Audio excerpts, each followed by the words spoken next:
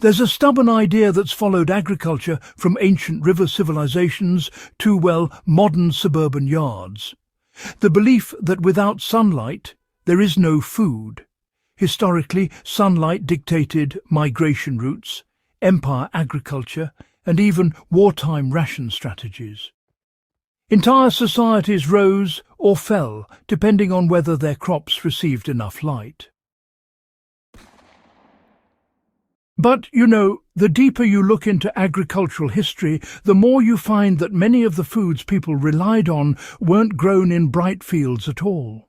They were grown in caves, cellars, cisterns, monasteries, underground tunnels, and shaded courtyards where sunlight rarely reached.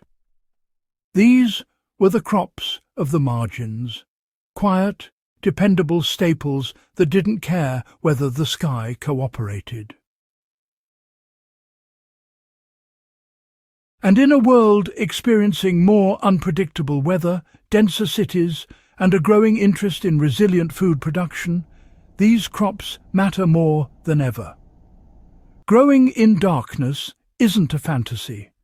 It's a continuation of old techniques, refined through modern hydroponics, controlled environments, and an understanding of how certain vegetables develop.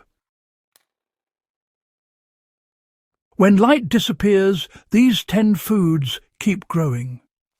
Once you understand why they grow and how to manage their energy demands, the door opens to producing reliable calories anywhere, even underground. Mushrooms are the original darkness crop, thriving where plants cannot. Mushrooms aren't vegetables in the botanical sense, but they've been treated as such in human diets for thousands of years. Their entire life cycle requires darkness or, extremely low light. Monasteries in medieval Europe cultivated mushrooms in stone cellars, and during wartime shortages, underground mushroom farms kept certain cities supplied with protein.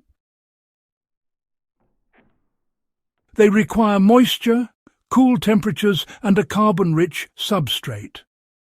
A modern grower can use straw, sawdust blocks, or even spent coffee grounds. Mushrooms offer steady yields, and honestly are one of the easiest foods to produce where sunlight is completely unavailable. Sprouts grow in darkness because they rely on seed energy, not sunlight. Sprouting has been a survival technique across cultures, from ancient China to early Arctic expeditions. Seeds carry stored energy meant to support the first days of growth before a plant reaches sunlight. Yes, that means sprouts like mung bean, lentil, alfalfa, radish and broccoli can reach edible form in total darkness. You see, a simple jar rinsing twice daily and a bit of airflow are all you need. They grow fast, require no external light source, and are rich in nutrients that help prevent deficiencies on those long journeys. Microgreens, believe it or not, can grow in darkness when harvested at the cotyledon stage. Now, microgreens typically develop best under light. But here's the thing. Many types can be grown to harvestable size in darkness because the first leaves draw entirely on the internal reserves of the seed. Historically, early growth greens were used in places with low winter sun, especially in colder regions. Pea shoots, sunflower shoots and radish greens will still grow in darkness, creating tender, pale leaves. In practice, a grower can use a shallow tray, keep it covered, and harvest within a week. Chicory roots, when forced, produce Belgian endive entirely underground. The forcing technique is one of the best examples of controlled darkness cultivation in human history. Belgian endive was traditionally grown by harvesting mature chicory roots, storing them through winter, then placing them in dark cellars or boxes where they produce tight, pale heads known as chicons. This process requires no sunlight at any point after the root develops. Today, growers can replicate it using hydroponic tubs or buckets in basements, producing crisp heads year-round. Ginger produces edible rhizomes, even without light. Ginger is a shade-adapted understory plant, but its rhizomes continue to fatten even in near-total darkness. While stems weaken without light, the underground portion, the part we eat, develops as long as warmth and moisture are balanced. Historical records show ginger being stored and continuing to expand in dark trading holds. These days, modern growers can, keep ginger in opaque containers filled with loose media like coco coir. It expands slowly but, quite steadily over time. Turmeric behaves in a similar fashion to ginger, and interestingly can bulk up its rhizomes even without sun.